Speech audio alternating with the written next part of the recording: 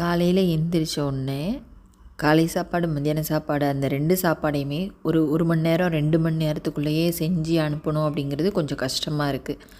அப்படி ஏதாவது கொஞ்சம் டூ மச்சான வேலையாக இருந்தது அப்படின்னா ரொம்ப சீக்கிரமாக பிளான் பண்ணி எந்திரிக்க வேண்டியதாக இருக்குது. நம்ம படுக்கிறதுமே ரொம்ப லேட்டாக படுக்கிறதுனால காலையிலையும் எந்திரிக்க முடிய மாட்டேங்குது.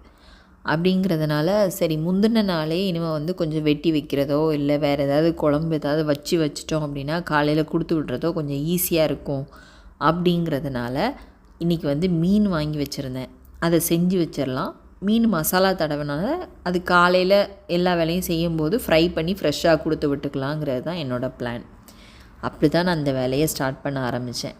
எப்போவுமே ஸ்கூல் விட்டு வந்துட்டாங்க அப்படின்னாலே அவங்களோட நம்ம கொடுத்து விட்ட பாக்ஸ் எல்லாத்தையும் கழுவி எடுத்து வைக்கிறதுக்கே ஒரு டப்பு நிறைய அது சேரும். தனித்தனியாக எல்லாத்தையுமே ஒன்றா அடைச்சி அந்த மாதிரி கொடுக்கறதில்ல. குழம்பு தனியாக ஏதாவது சாப்பாடு தனியாக அந்த மாதிரி பிரித்து கொடுக்கறதுனால பாக்ஸ் நிறையா இருக்குது. இது கூடல காலை பிரேக்கு, மத்தியான பிரேக்கு, ஃப்ரூட்டு பிரேக்கு அப்படின்லாம் இருக்கிறதுனால நிறைய பாக்ஸு சேர்ந்துடும். அது எல்லாமே கழுவி முடிக்க வேண்டியது இருக்கும். அடுத்தது ட்ரெஸ்ஸு எல்லாம் போயிட்டு வீட்டுக்கு வந்த பிறகு தான் ஒன்று ஈவினிங் வாஷிங் மிஷின் ஓடும், இல்லைனா நைட்டு வாஷிங் மிஷின் ஓடும். ஆனால் டெய்லி வாஷிங் மிஷின் ஓடணும். ஒரு நாள் துணியை 2 நாளாக சேர்த்து போட்டு துவைக்கலாம் அப்படிங்கிற மாதிரி போச்சு அப்படின்னா வாஷிங் மிஷினில் இடமே பத்தாது. அந்த அளவுக்கு துணி நிறைய சேர்ந்துடும். வாஷிங் மிஷின் இல்லைன்னா நம்ம நிலமெல்லாம் ரொம்ப மோசமாக போயிடும். அந்த லெவலில் தான் இருக்குது. நிறைய துணியை ஒன்று போல் உள்ளே போட்டு ஓட்டினோம் அப்படின்னா அழுக்கு கூட போகாது. எவ்வளோ டைமிங்கே வச்சாலுமே அழுக்கு கூட போகாது. ஒரு திருப்தியாகவே இருக்காது. நல்லா துவைச்ச ஃபீலிங்கும் இருக்காது. அதனால் டெய்லி வாஷ் பண்ணி எடுத்துறது. அது இப்போ வெயிலும் அதிகமாக இருக்கிறதுனால துணியுமே ரொம்ப சீக்கிரத்துலேயே காஞ்சிரும்.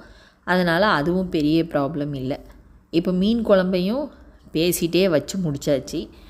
காலையில் கட் பண்ணி வச்சுருந்தா வாட்டர்மெலன் இருக்குது. இதையும் கொஞ்சம் அப்பப்போ எடுத்து இந்த சாப்பிடுங்கன்னு சொல்லிவிட்டு இப்போவே கொஞ்சம் சாப்பிட எடுத்து கொடுத்துட்டு, காலையில் உள்ள நெல்லிக்காய் சாப்பிடாமல் போன ஆளை பிடிச்சி வச்சு பிடிச்சி இப்படி கண்டிப்பாக சாப்பிட்டு தான் ஆகணும்னு சொல்லி கம்பல் பண்ணி 2 நெல்லிக்காவை கையில் கொடுத்தாச்சு.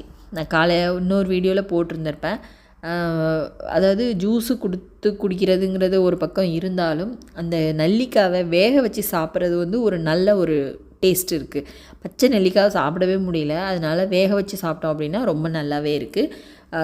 குழம்பு நல்லா கூட்டி அது நல்லா கொதித்த பிறகு ஃபைனலாக மீனை போட்டு இறக்கி முடிச்சிட்டேன். நாளைக்கு வேலை அவ்வளவா இருக்காது.